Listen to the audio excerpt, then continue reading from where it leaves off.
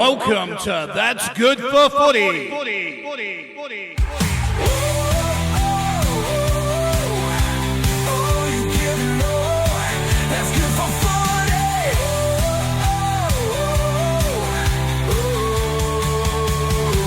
That's good for footy. This is what you pray for. Every night and every day for. You give it all, and you get more. That's good for footy.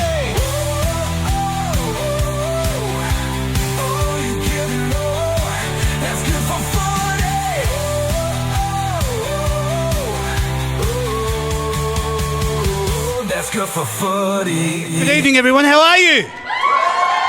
Thank you very much. Thank you very much. Welcome along to the Mulgrave Country Club. Welcome along to Collingwood night. You guys are playing finals. Well done. Bloody awesome to have you here. I'm very excited. We've got 3 panellists for you tonight. Not 1, not 2, but 3. The boys are sitting out the back. They're watching YouTube videos of Bo going motocross.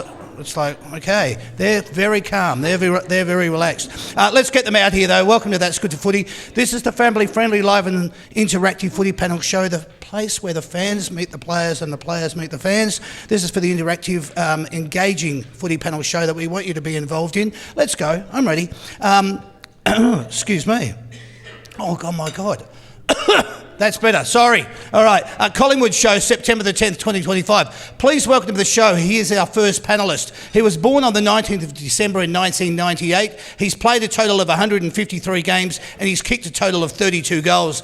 He was picked number 14 in the 2016 National Draft and he made his AFL debut in 2017. When he plays for the Collingwood Football Club, he wears the number 12 on his back. Could you please welcome to the stage, Harry Perryman.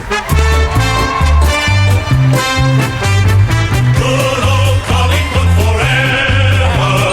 They know how to play the game. Side by side they stick together to uphold the Magpies' name. Well done. Thanks, everyone. It's the best thing is you're going to do it another 2 times, all right? So, you know, nice. Harry, how's it feel, mate? You know, it's finals time, it's September. The grass smells different. Everything's different in September. You're pretty pumped about what's going on at the moment? Yeah, it's awesome. I'm spewing. I got to wait a week. It's a good thing, obviously. We got the week off, but I kind of got to calm myself down every now and then. Just kind of chill and keep a lid on it, brother. Ease into next weekend. So this is the time when you want to be playing footy. Good on you, mate. I love it. Nice to see you smile too. Let's get our second panellist out here. He was born on the 26th of May in 1994. He's played a total of 201 games and he's kicked a total of 323 goals. He was picked number 46 in the 2012 National Draft and he's made his AFL debut in 2014. When he plays for the Collingwood Football Club, he wears the number 28 on his back. Could you please welcome to the stage, Tim Membry.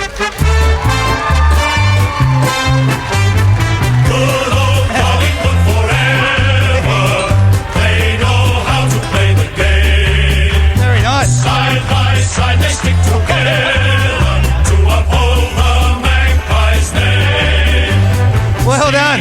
Very nice. I hate having to cut you short, but you know what? I'll give it to you again, all right? Let's get him out here. He is our third panellist. He was born on the 19th of April in 2001. He's played a total of 95 games and he's kicked a total of 58 goals. He was picked number 44 in the 2020 National Draft. He made his AFL debut in 2021. When he plays for the Collingwood Football Club, he wears the number 31 on his back. Thank you very much. Could you please welcome to the stage, Bo McCreary.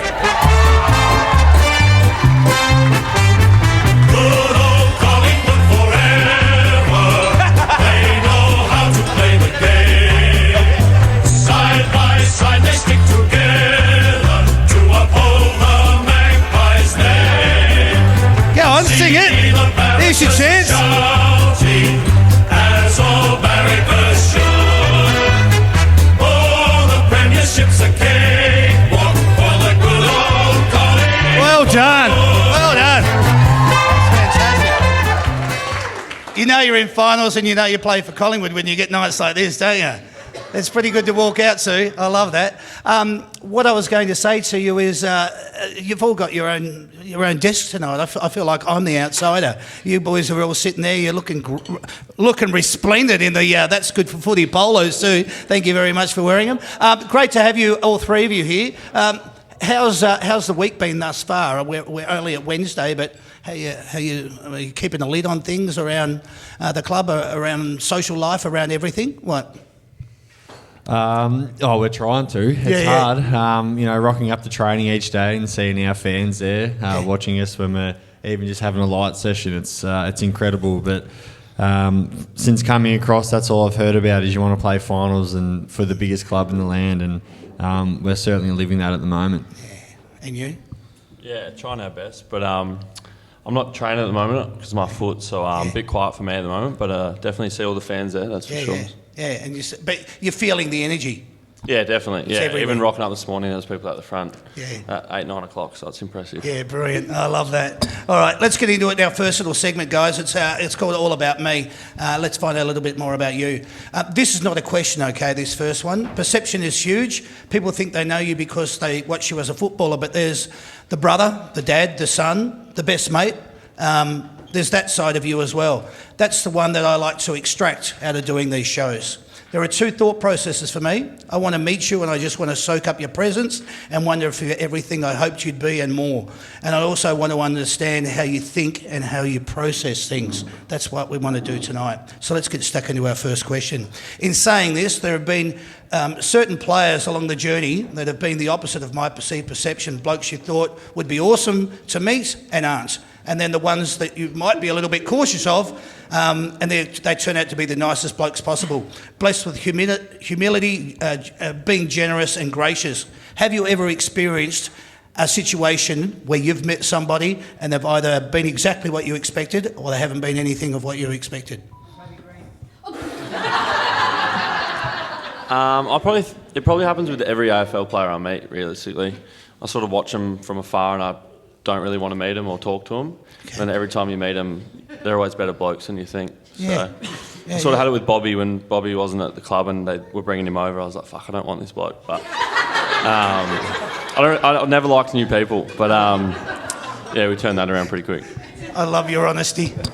Beautiful. What about you, Skunk? Well, for me, the one that comes to mind is my old captain at the Saints, Jaron Geary. Oh, yeah. I remember watching him from afar and thinking, God, this bloke's got to be like 35, 40 years old and he's still playing. He just looked like the old school footballer. Yeah. Then when I came across to the Saints and got there, he turned out to be just an absolute larrikin, the best bloke ever, real cheeky, immature at times, but then a great leader. So I thought, how's this bloke? I thought he was 40 years old. He's only a couple of years older than me. So, that's probably one that springs to mind. Isn't that amazing? What about you, Hez?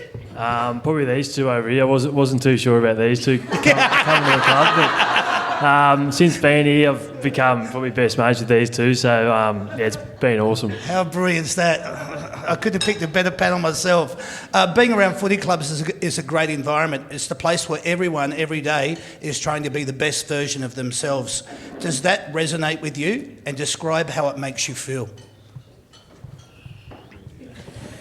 For sure, we're so blessed with the people that we have at the football club, whether it be fitness staff, coaches, everyone. Basically, their role is to make us better as players and people. So to have guys like, for me, Scott Salwood, who's my line coach, and then some physios that I'm close with now, to have those guys in my corner trying to get me better each day, I'm very grateful to be in the position that I am. Yeah. Yeah, exactly what Skunk said. Fly's pretty big on just making sure we're getting better every day. He speaks about that a lot. And then you look at some of the older boys at the club that are playing their best footy and they're 35 plus. So it gives you confidence. At this age, you can always keep improving, and Fly's always talking about that.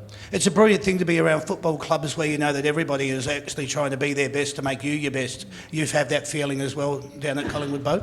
Yeah, 100%. I think especially having an older list with all the experience we have is you sort of just pick up things and piggyback off everyone else. So I think very grateful to have the older boys and the leaders Yeah. in our team that you can sort of follow and take a leaf out of their book. Yeah, absolutely. So many players I speak to say they absolutely love what they do and they appreciate the privilege of being able to do this as a job. How does it make you feel, and what's the most overriding emotion and experience? Yeah, I think for me, I didn't get drafted at 18, so I sort of witnessed the real world in some aspect of not playing AFL, which is obviously very different. So I think that held me in great stead coming into the AFL and made me grow up and mature in a way, I think. So I was already working full-time, living out of home when I got drafted, so I think that helped me transition a lot, obviously moving from Adelaide. And then probably the thing I'm most is probably just playing every week when we are running out there, and then when that gets taken away from you, just how much you do miss it. Yeah. Can I ask you, just off the cuff, is your mum going to be coming in and giving any half-time, quarter-time speeches?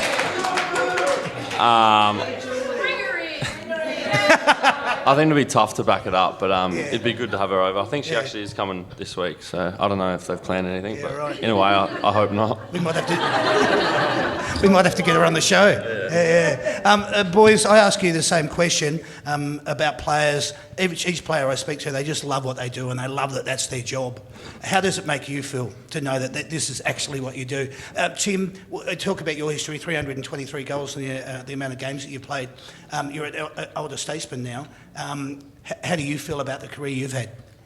Well, I think back to early days when I got drafted to Sydney. I mean, I was training with guys like Buddy Franklin, Adam Goods and Jared McVeigh, and I used to just be like, fuck, how good's this? Like, get to run out and train. And back then probably knew that we weren't going to play senior footy, us younger guys at the time, just of how strong the team was. So we had to sort of flip, I guess, the way we thought about training and playing, and we just thought, well, we're probably not going to get a game, but this is going to be great for us in the long run to learn off these guys like Buddy and Goodsy. So, love that. Yeah, I guess to now fast forward, 13 years, 14 years, and to be still playing and doing what I love, and now to be at Collingwood and running out with senior players and young players that are just all keen and still want to get better. It's awesome. Stoked for you, mate. Harry, give me just your thoughts on it. You can be brief, but you can go into it. It's just the privilege. 100%, yeah. I think big one for me, every time I go back to the farm, back in Wagga, see my mates and brothers and that, they always kind of, they're slaving away on the tools or working hard on the farm, but they always remind me that it's definitely a privilege to be playing AFL footy and doing it for a job. So, yeah, I definitely don't take it for granted. Your brothers, I know, have had their allegiances and their alliances. How are they now with everything that's going on around in your footy journey right now? Yeah, they're full back on the Collingwood bandwagon. They went for Giants there for a little bit, but it was pretty easy for them to jump back to Collingwood. We all grew up going for the Pies, so they're loving it, and they can't wait to get down to the prelim next weekend. Yeah, I bet they can't. Ask you for tickets already, no doubt. I've got them sorted, so they're happy. Good on you, mate. When you get tackled and penalised for incorrect disposal and it's in the opposition forward line, straight away you're wishing you made a different decision to get rid of the ball. Does it take you long to get over it, or are you able to just move on and say, hey, that's just one thing in my game tonight, I can smash this and I won't let that happen again? Is that an easy thing for you to move on from, or is it more about what you have been taught and learnt over all these years in the system? Sorry if that's a long question, but... Yeah, I move on from things pretty quickly. I think we sort of all do. It's just like, if you make a mistake, get up and fix it, or just move on. Like, we always had this thing sort of about windscreen wipers, is just whatever there is, get rid of it and move on. There's always going to be another contest, another opportunity. So get that out of your head and go again. Can I ask you the reason that question came about was poor old Darcy Moore the other night when he had that little bit of a slip up and the kick didn't kind of go the way that he wanted, and then he comes out and he has probably a BOG. That's exactly why I thought that's a question and a half. Tell me how you guys analyse that thought process when you're going through it. It's always a tough one. It's never easy. I think early days in your first couple of years, it's certainly very hard. But yeah, the coaches back you to go back yourself in, and if you make a mistake, like Bowie said, just fix it up or just windscreen wipe, move on. But yeah, Darcy the other night was awesome. I remember thinking, oh geez, when he made that mistake. hopefully it doesn't derail his game. But after that, he just dominated and was best on ground. It was awesome. So good to see, mate. So good to see. I'll move on to this one. On the eve of the finals, I wanted to ask you this: the hope and expectations of when you get recruited to an AFL club, even though you may not know it, is that you basically the core group of blokes are quite possibly going to be part of your footballing family, your future and your career. You may hopefully win a premiership together, and if you do, you'll be catching up and reminiscing about it for the rest of your life. These things may or will not dawn on you until the end of your career. But when you're aspiring this to have, you are aspiring this to have in your disposal, what an opportunity you have as a life journey. Any man or woman would be envious of the experience that you're about to create or have created. Tell me how that resonates with you. Yeah, I think that's, for me, someone that hasn't really played a lot of finals footy in my career, and now being in a position where we've just won a qualifying, we're about to go play in a prelim, everyone's pretty fit and available, and now just thinking about what might be in the future. It's something that you dream about playing. That's why you play footy. You want to create great memories with close friends and teammates, families, and then we want to win premierships. And if we could do that, no doubt it'll be one of the highlights of my life. That's what's keeping me going. Bloody brilliant. Love it. Some people become obsessed with their preparation. Where do you consider your level of prep to be? I speak of things like diet, recovery, mindset, etc. Let's go with you, Bo. No, mine's pretty cruisy, to be honest with you. That's why I thought I'd go to you first. Yeah. It's definitely ramped up this last half of the season. Obviously, I did 2 back-to-back hammies, and then my foot. I've been living in the hyperbaric chamber at the moment pretty well, just trying to get my foot right. Diet's definitely something I'm still working on.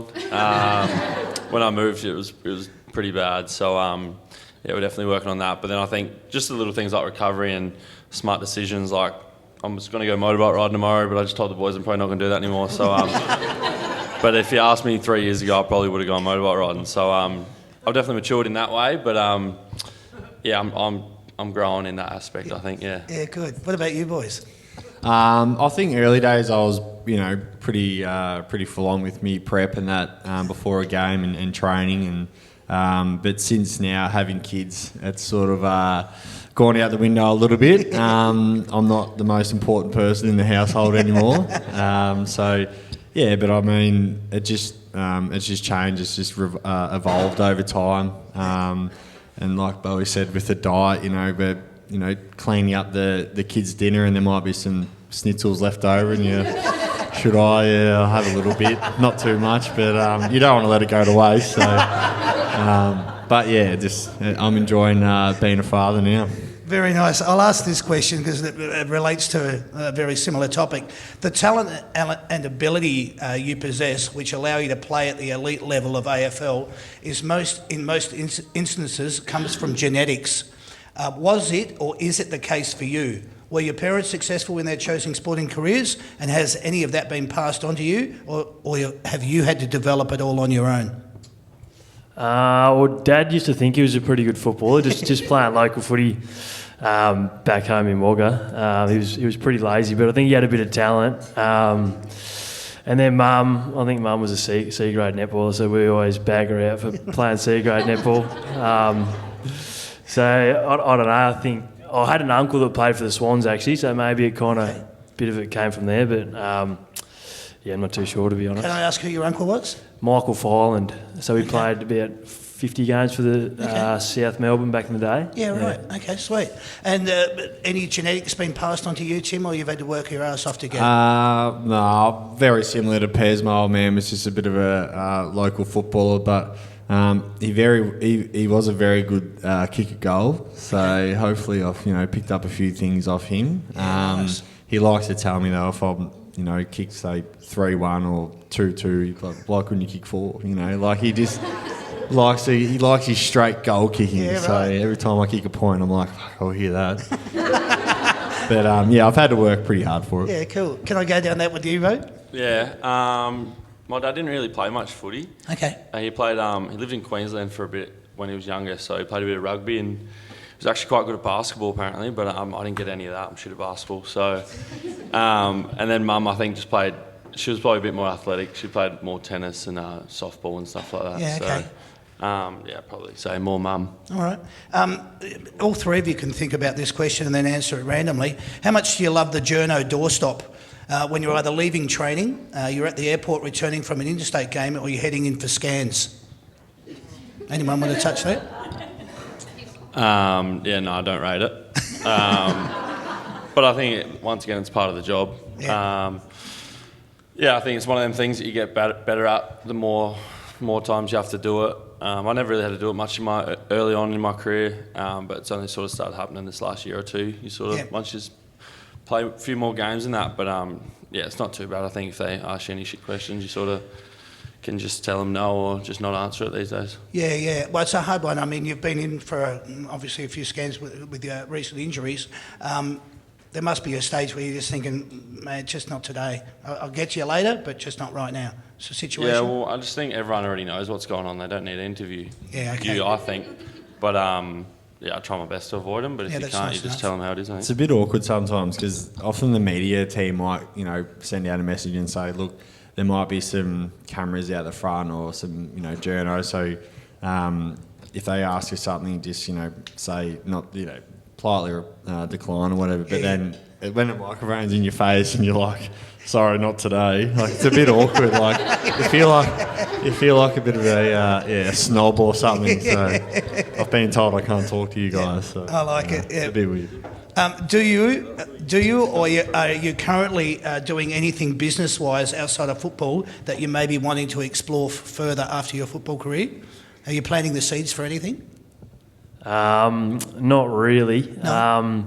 I used to do a carpentry course, but I've kind of delayed that a little bit. Do a lot of fishing. That's good. So maybe one day that could be my job. I don't know. Yeah, That'd be the dream. That's a be good able to goal. do I like that. And I love the farm as well. So any chance I can, I kind of get back there and help out the family. Yeah, okay. Right. Any business aspirations? Any further education? Anything that you're aspiring to? Clothing brands? No, not clothing brand. I've got terrible fashion. Bo's got good fashion, actually. Okay. I have finished my carpentry apprenticeship, so I love being on the tools, and so I think one day I'd like to go, work. I've got a friend who's got his own building company, so I wouldn't mind working with him for a bit just to get the know-how, and then potentially do something on my own. Okay, let's talk about... I was actually just talking to a mate earlier today about getting my excavation tickets and stuff like that. Right. An excavator, a bobcat, stuff like that. Ideally, I don't want to do that, but that you always got to think about stuff like that. But then, I do have a clothing brand with Caleb Poulter, so hopefully that does well in the next couple of years and we can live off that in some way. Excellent. Nice answer. Don't think I'm being facetious here, but I just need to ask this question out. You see matches like the recent Legends game, and the fact that there are premiership players, Brownlow medalists, All-Australian, Coleman medalists, Hall of Famers, all out there playing. Does it dawn on you that your footy career can be fleeting, and it is important to embrace your career now because before long you're going to be playing in matches like that? I might be a bit closer than these boys, but yeah. No, not for a while. Especially under Fly, he likes to tell me that I've got 10 years left in me, so I'm happy about that. Good. That's what I like to hear. Yeah, I know. I don't mind watching those games. They're a good laugh. I like to always look and see who takes it a little bit too serious too.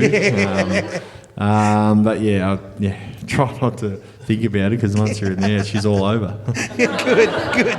I'll ask you, when it comes to footy work ethics, how much time do you put into external or additional things? Do you basically do anything more outside of training at the club?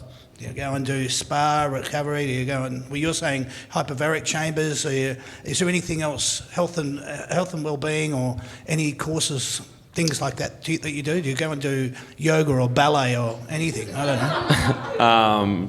I do a fair bit of recovery stuff with my partner. Okay. She loves that just because she does gym herself. So she gets free visits at these joints to go to ice baths and stuff like that, so I just tag along with her. But no, I enjoy that, but no, nothing really specific. I think I might try Pilates in the off season actually. So Okay, there I'll you keep go. these updated. But I usually try and get most of it all done at the club. Then when you have days off, just kind of switch off and do whatever you want. I've been doing a couple of float tanks every now and then, Oh, yeah. which is good. You kind of just get in there and just totally switch off, have a sleep, drift off, and yeah, it's good. So that's only new this year, which I've been enjoying. Yeah, good. I ask that because downtime away from football is something that has to be managed to prevent you from making the wrong decisions or choices. For example, pushing yourself too far with trying to achieve perfection. How do you maintain and manage keeping that in check? Yeah, it's a tough one because it is hard to switch off. Like Pez was saying, once you sort of leave the club, you want to try and have something there, whether it is fishing or a lot of the guys play golf, and just to keep their mind sort of busy and not thinking about it too much. And I think for me, having kids and always trying to get them out and about and doing things, that's Socially active. been good for me. But yeah, I mean, I've got a little hobby farm back home that I try and get down there as much as I can to, fix up things, and that sort of keeps me out of trouble, I guess. Yeah, nice. yeah, I'm probably lucky. I have a lot of hobbies, which sort of help me turn off. Especially, I'm usually trying to get out of the club to go pick my car up or doing something with that. So yeah, I'm always doing something with my cars, motorbikes, this clothing brand, or I'm doing something usually that helps me switch off for sure, which helps. Yeah, cool. Which follows me on to this question. As footballers, you become great mates. So how much contact do you have with each other outside of being at the club? Do you do dinners? Are you in chat groups? Do you have a similar like-minded events that you go to? What's the situation for you? I could pull up a certain concert and say drinking out of a boot might be something that you do for a pastime, but... Yeah, that was pretty impressive. I was pretty happy with that. Up on stage with Luke Combs. Yeah. Very unexpected, but I'll take that all day. But yeah, I think so. Probably all of the above of what you just said. Like, Okay. I think especially us three are all pretty close. These two, like, they're fishing and they're farming, so they're pretty close on that side. But yeah, I think a lot of the boys are pretty close. We do team dinners, forward, backline, Okay. midfield dinners, stuff like that, which keeps us close. But then again, I think we're actually just good mates at the end of the day. That's brilliant. I think it's hard to be good mates with all 40 blokes, but Yeah. yeah, you have your mates definitely a bit Your closer with. selective groups. Yeah. That's interesting that you say that you do it like not necessarily with your line coaches, but you all stay within in your selective groups. So do you do chats?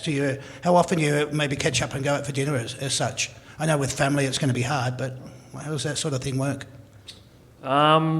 We've probably done a couple this year, maybe once a month. great. I'd say, yeah. Okay. We just catch up in our lines. We did a team dinner a few months ago, sorry, at Nando's, which is good. So that was a good feed, that one.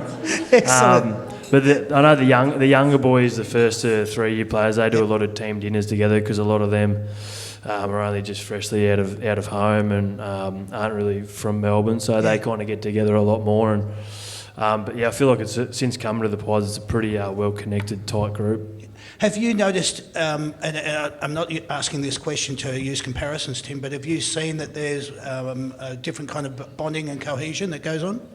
Yeah, definitely. I think just the location of the club too, being right in the heart of the city, it's sort of a very handy place because, parking right in the city, you can got free parking, you can Spot go of choice, across the mate. road to events and that type of thing. So, but I feel like the club does a really good job too at hosting, families, events and friends, and there might be main training on and they're all organised for all the families and kids and that to come in for a dinner and watch training, and the kids are just running amok. So that's something that they do really well. Excellent. Understanding your role in football was the great catalyst. You may think you know it all when you first arrive on the scene, but it soon becomes an obvious reality. It's nothing like you thought it was going to be.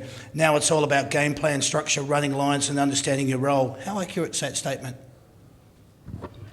Yeah, pretty accurate. I think coming to the club, I was probably a small forward that didn't really, or a small forward midfielder that didn't really have much structure to my game, and I think I'm probably it took me a long time to learn that and sort of get involved. But the year I started playing, we weren't that great, so I sort of had a bit of freedom. But I think it's definitely something you've got to learn pretty quickly. I think these boys, you've got to wrap your head around it. I think, especially Pez, when he's playing a bit of midfield, that one still confuses me. So, but yeah, there's definitely a lot of structure to it. That question, primarily, I had a focus with you thinking about that as well. How do you tackle it? It's something you get better at as you get older. Yep. Coming from GWS, it's a very similar game style to Collingwood, so the transition's been pretty smooth. Certain roles are pretty much the exact same, they're just called different names. So that's made it a lot easier. But yeah, once you kind of know your role, it's pretty simple. And once you get your structure and everything in place, the coaches are big on just playing to your strengths and backing yourself in. So once you get all that under control, you just go for it. Beautiful. Tell me about this feeling, boys. I basically refer back to Thursday night on this. How do you feel when you're wrapped arm in arm with your teammates after a defining or crucial win? It's that game that you either needed to stamp your credentials or authority on, the one that just gave you the belief. Share the emotion with us. What's it like? It was just unreal. I mean, as soon as, especially because we went over there probably 2 weeks before, I think, and we lost by a couple points to them. But that, I felt like we played good footy that night. We won a lot of the stats, the key stats. And then to go back over there, I think the group was really confident that we could get it done. And especially that first half when we came out, our pressure was really good, and to then winning the game and singing the song, everyone was in the song, all the staff and that, because it was a big win for us. So I mean, getting goosebumps thinking about it, because hopefully we can win 2 more and then the goosebumps will really start. You know you're not safe anywhere nowadays with social media, and especially when you've got a partner that flies for the airline, which you actually transported on. But I had certain flight attendants that said the individuals look so calm and so relaxed on the way over on Wednesday, which is when you went. So you went away and you did exactly what you needed to do, and I love that. Hey, what's your thoughts on this? This particular statement: career stats are what become legacies. Hope not. Yeah? Probably on my end. Well, these boys might be a bit different, but my stats are never great, so hopefully not. But I think for some people it's probably a good thing. Yeah. A lot of boys find a lot of the ball, but me personally, I hope it's not what people go off when I'm done. Okay. I feel like coming across to the Pies, although there's absolute jam-packed of superstars there, but it's one thing that really never gets spoken about is the stats and all that type of thing amongst the players. It's just your role, like what you did to win the footy or compete, or we've seen the highlights package the other day of just basically tackling, chasing, pressure, and there was not one pretty kick or anything like that involved. So whilst it happens all the time, but it's just something that they value in the team. It's just guys playing their role. Fantastic, mate. Thank you. Let's talk about Thursday night firstly. Apologies to Caroline Wilson here, but what a bloody good game it was. I had the neighbours thinking there was a brawl going on at my place, and it was only me and Sandy at home. It was unbloody believable. What a game of football. Anyway, but you're up against it in a hostile environment. Tell me, before I start with my line of questioning, what was the vibe and the belief like in the group, in training, on the plane, at the captain's run, in the change rooms, and coming up the race? I don't mean you to dissect it and break it all down, but just give us the whole in a nutshell. Yeah, I think we were super confident going over there. Like Skunk said before, we played them a couple of weeks prior, and we dominated a lot of the stats, and we knew they hadn't played a lot of finals. Our boys have played heaps of finals. They know what's required on the big stage, and we delivered. So there's two more games to go, and I'm sure if we can turn up like that, we can knock anyone off. Brilliant. You have been there before. What did you find that was maybe not necessarily so different than the last time you went and played Adelaide, but just what did you find in the mindset of everybody that was travelling? Probably just that inner confidence that I feel like the group had. Yeah, okay. Like you said, on the plane, everyone seemed very calm, and actually heard that a few of the Crows boys were, like, because they're so young, they were a bit stressed about the game they were coming up with. So, but yeah, I just think the experience that we have goes so far, especially in finals, especially with just being calm and just knowing what we've got to do. And like the boys said, the stats we won a lot of the major stats the couple of weeks before. So if we knew we could go over there and produce that game again, and just play for 4 quarters, we'll break them. And I think we did that, and yeah, it showed how well we can be. Brilliant. I'm no statistician and we don't talk stats here, but I just wanted to go through these. You played and seemed to play with a renewed level of confidence. You've always had different gears, fast ball movements or slow it down, whatever the game requires. But in the third quarter, you went from 4th to 5th gear with what looked like amazing ease. And it wasn't anything due to a major drop in pressure rating from the opposition. It was just a mindset and belief. The game plan and structure was brilliant. You were so good at shaping the ground, so much so that you got to play the game to your style. Would that be a fair assessment from your thought process? You've nailed it, Damo. You've nailed it. You should be a coach, mate. Brilliant, mate. Brilliant. Yeah, well, it was just all off the back of our pressure, really. That's when all that stuff flows on, just from our pressure. The boys were just ripping in, and our structures and that were all set up. We set the ground up well to allow us to move the ball through the corridor. And I think when we're moving the ball quick, surging it forward, that's when we're at our best. So hopefully do it again. Oh, that's exactly how it looked. Basically, Collingwood's tackling pressure was back to the level that we've come to expect, but it was your intercept marking, it too went to another level, which again was required, and it came just at the right time in the last quarter. So what was Flyer's message at 3-quarter time break? Can you share it? Well, I think he sort of said that like a lot of our, from the third quarter, a lot of our inside 50s and scores came off the back of our back setting the ground up really well. So every time the Crows looked up to go forward, we often had a +1 at time, and which looked really safe behind the ball, which allowed Darcy to come across and intercept, or Big Billy Frampton to body out. So yeah, I feel like then we're able to go back at them, and like Pez said, if we keep our pressure rating at a really high level, eventually it's just going to wear teams down, and we can kick away on them. No wonder it sounded like there was a brawl going on at my place. I was going off my nut. Your backs, look, I know that you've already spoken about this, but I will just allude to it again. Your back six stood up, led by Darcy Moore, who probably had his best game for the year, with 9 intercept marks. Whoa. Equally, the other player who stood up when it was needed, Isaac Quaynor. Jesus, what a game. Bloody brilliant.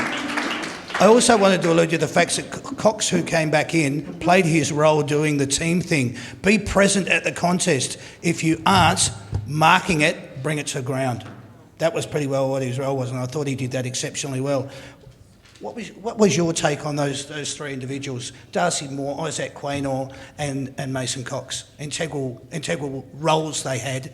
They played their roles and to their strengths. Yeah, we probably already touched on Darcy, but yeah, just to play one of his best games of the season, especially being captain, to do that in a final is just so good to see. And then obviously Isaac had been through some stuff a few weeks leading up to that, and then obviously to be getting booed every time we touched it was for him to stand up and just sort of put that aside and just get after it and play the game he did was just so good to see. And then obviously Big Mace, to bring him in, and he knew he had a role to do, and that was to bring the ball to ground if you didn't mark it. So yeah, and I thought, like we said, sort of touched on before, disposals isn't really a massive thing we touch on, but yeah, I think Mace did that to a T, and I think we played well off that because it brought the ball to ground and we could just turn up and go from there. Absolutely. I thought it was a real coming of age for Isaac, probably one of the defining moments, playing in hostile territory, listening to the crowd, the way they were going on about it. They all talk about mental health and you've got to look after everybody, and then they're all out there giving it to him. It's like calling the kettle black. Point being, your take on it with Isaac, how he stepped up and became the player that he was. Yeah, it was one of the most impressive performances from the year. I feel like the way he handled himself, and I guess the way that the boys supported him as well. Through that as well, I feel like he had great confidence that the boys had his back no matter what, going out there and competing and whatever the result was going to be. So, which allowed him just to play freely. He's just a freak Q. He's an absolute powerful athlete. He's a hard matchup and he's got great attributes. So Absolutely. Yeah, and he smells good too. Oh, he smells great. Bo's always hovering around his locker. Just to move on, boys, I don't mean to just highlight certain individuals, but I'll probably speak to them a little bit briefly, and then we'll get to the end of it and you can answer all of them. Geordie has also shown he was better off for a few games now that he has those under his belt after coming back from injury. Jamie Elliott, man, Jesus. With another 4 crucial goals, he's so reliable. But the thing that I want to talk about that's beyond reliability is how team lifting he can be.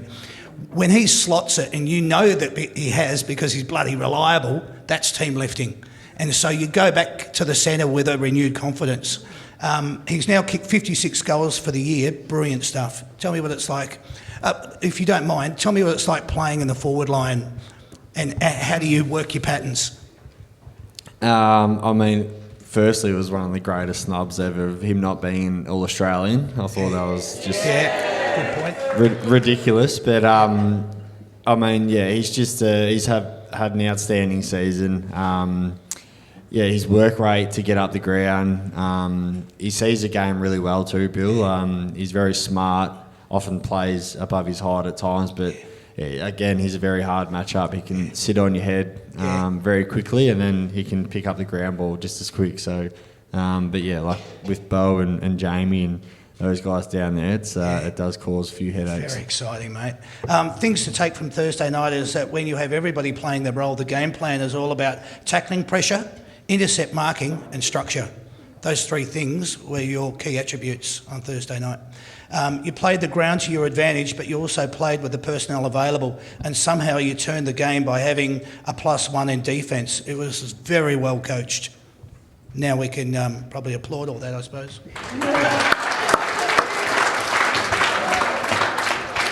Correct me if I'm wrong here, and no, you're not going to bother about hurting my feelings or offending me, but one other notable thing has been the moving of Houston up onto the wing.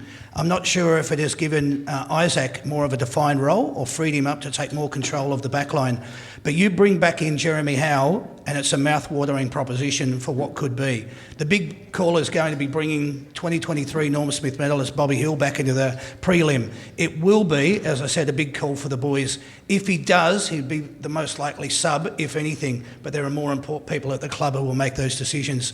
What are your thoughts, knowing how well you played on Thursday night, about what you're about to go into in a prelim, and now you've got Jessica back into that back line? It's a tough one for the coaches. I'm sure Howie's doing everything he can to get himself up, and if he's available and fit, it would be awesome having him back in the side. Seeing what he did all year, he was probably All-Australian halfway through the year before he got a few injuries. So to bring him back with Darcy playing the way he did the other night, Billy Frampton, it just shores everything up down there even more. Like you said, Houston's gone to the wing a bit more. He's been awesome up there, and Q's playing great footy as well. So it's certainly good problems to have. Absolutely. That suggestion of Dan Houston moving a little bit up forward, do you think that is attributed to Isaac being able to maybe have a little bit more control over the back line? Maybe a little bit. These two don't want to touch it. I'll talk about the backline stuff. Yeah.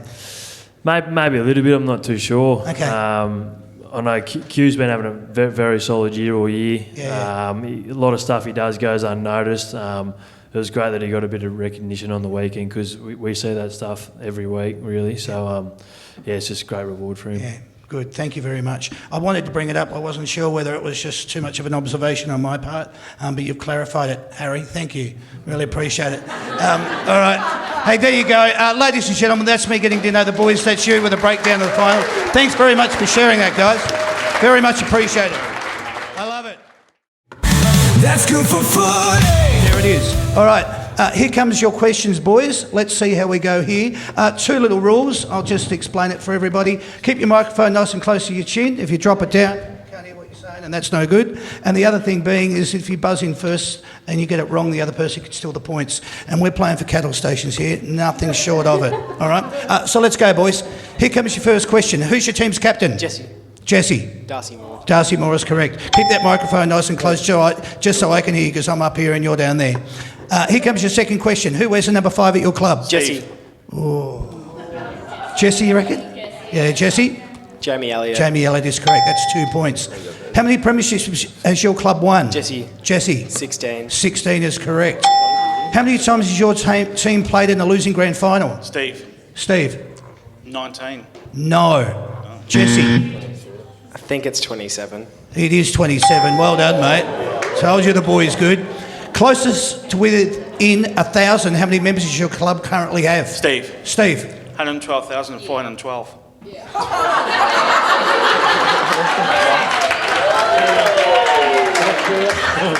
Yeah. No, well done, mate. Bloody brilliant.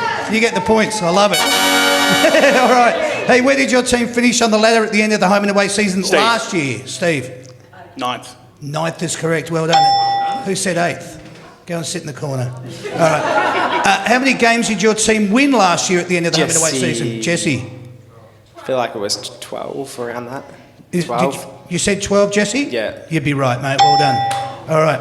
What year did your team last win a grand final? And who did they? Steve. 2023. Yes.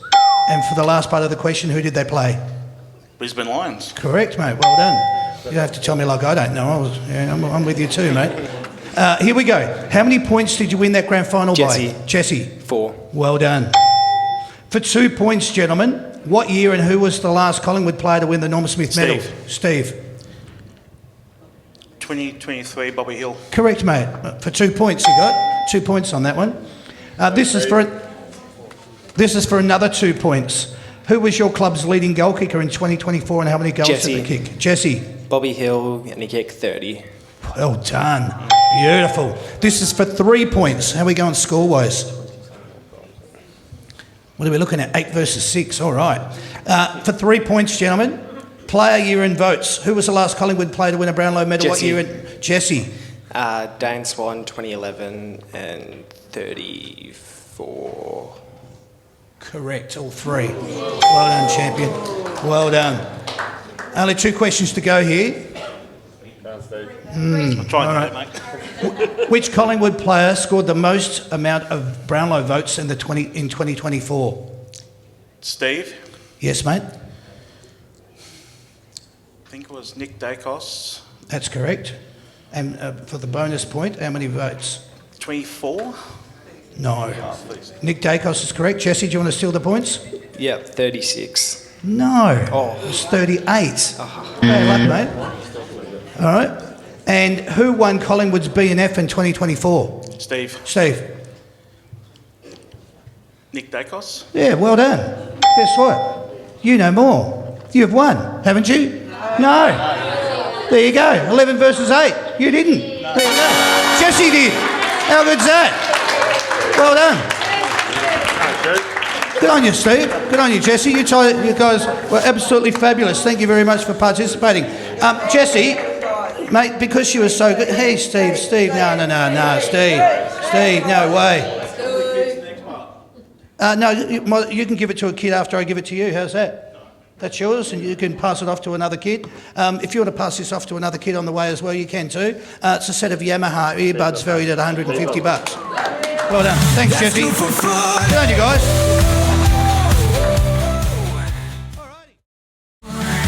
That's good for fun. Here we go. Brownlow medal winners. Who won the Brownlow in 2019? You got none. Microphone? I don't know. Dustin Martin. No, it was Nath Five. Who won it in 2016? Ollie Wines. No, Patrick Dangerfield. Off to a good start. Who won it in 2014? I was only 13 years old. If they don't know, I'm not going to know. They're just not going to tell you. I don't know. Chris Judd. No, it was Matt Prittis. Okay. Who won it in 2021? 2021.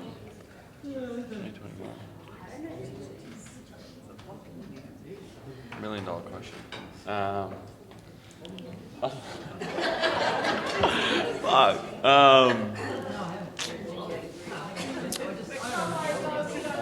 Pat Cripps. Paddy Cripps? Yeah. No. It's Ollie Wines, mate. It's Ollie Wines.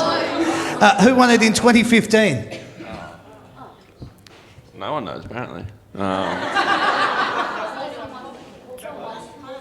He's just retired, if it helps. Fife. Yes! All right. Well done, champ. Well done. How you going there? You feeling exhausted already? Yeah. I get it. All right. Who won it in 2017? Dustin Martin. Yes. Well done. Beautiful. Who won it in 2024?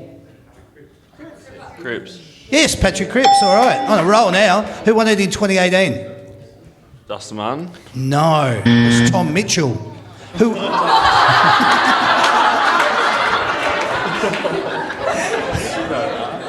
Who won it in 2022?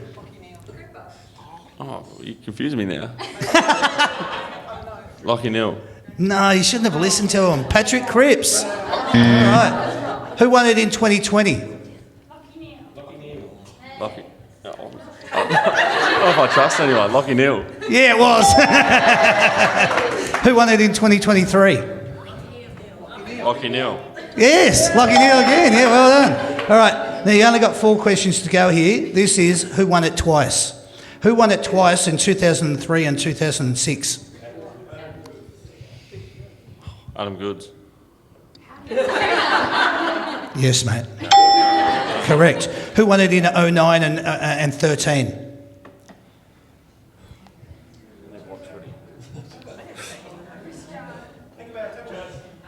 Ablett. Yes. Well done. Who won it in 15 and 19? Fife. Yes. Beautiful. Who won it in 04 and 10? Not like I know. Judd. Yes. All right. How do you go, Karen? Total score of 9. 9 out of 15. That's all right. All right. Skunk, who do you want to go for, mate?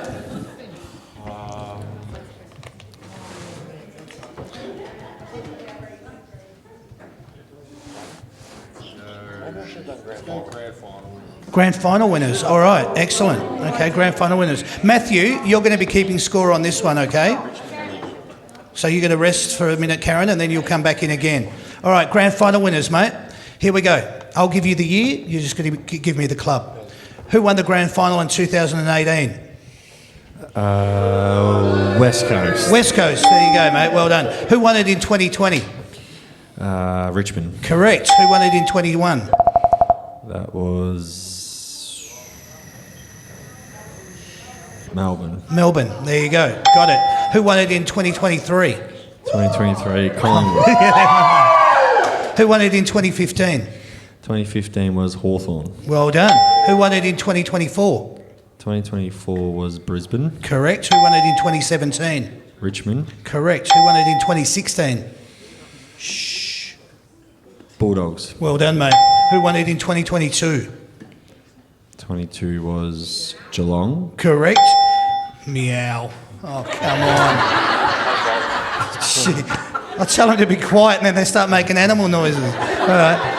Thank you. Who won it in 2014? 2014 was Hawthorn. Yes, mate. Well done. Who won it in 2010? Collingwood. Don't get those ones wrong, will you? Who won it in 13, 14 and 15? 13, 14, 15 was Hawthorn. Correct. Who won it in 01, 02, 03? Brisbane. Correct. Who won it in 84, 85?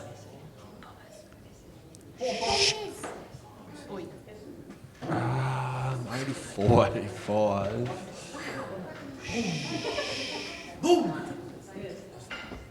Sandy's helping you. Go again, Sandy. Was it Hawthorn? No, it wasn't. It was the Bombers. And this is for your last one, all right? Who won it in 19 and 20? 19 and 20.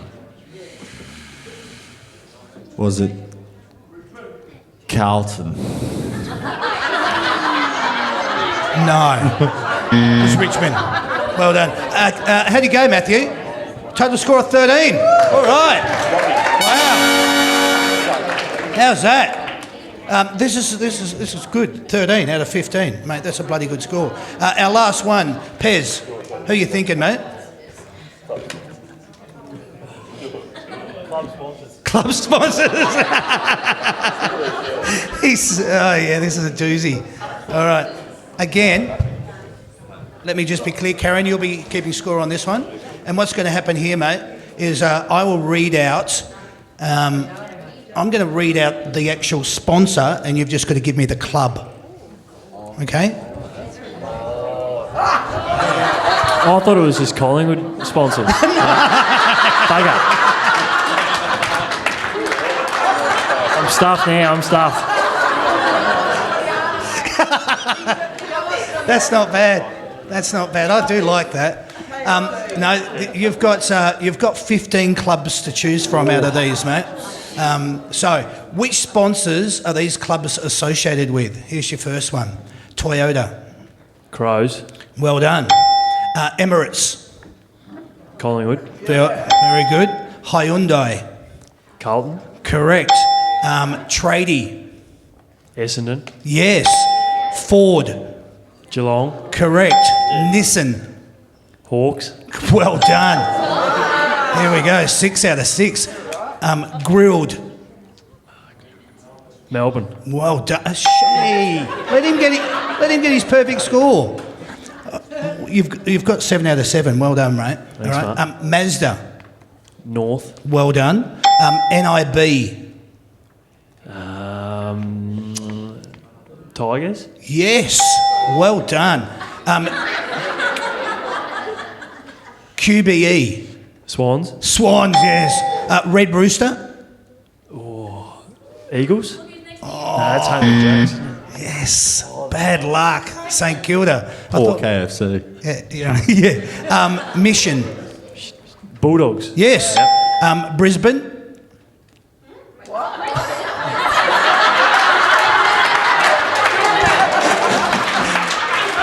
I'll ask that one again. Yui. Brisbane. Yeah. Well done, champ. Oh, Jesus. Well done, Davo. Bank West. Eagles. Oh, no. Close. Same state. Freo.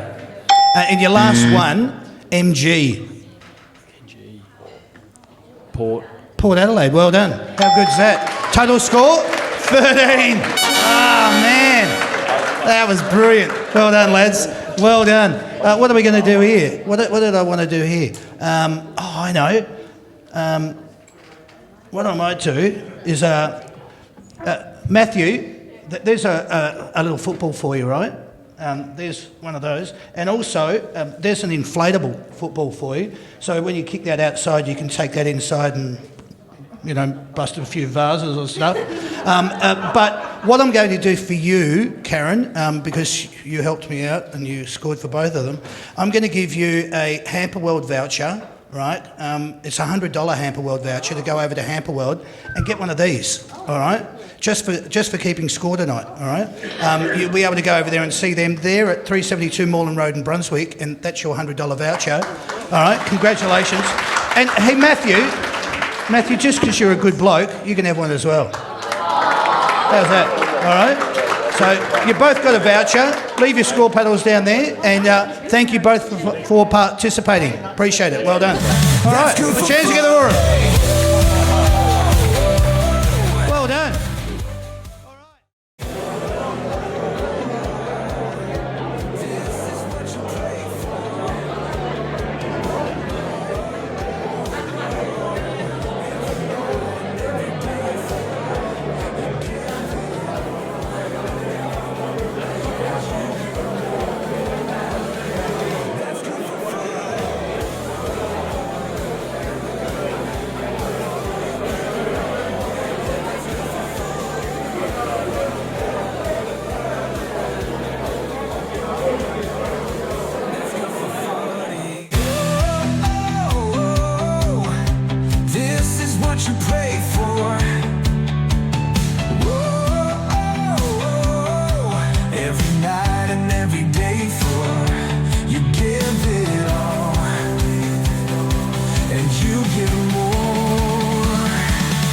good for footy. Oh, you give it more. That's good for footy.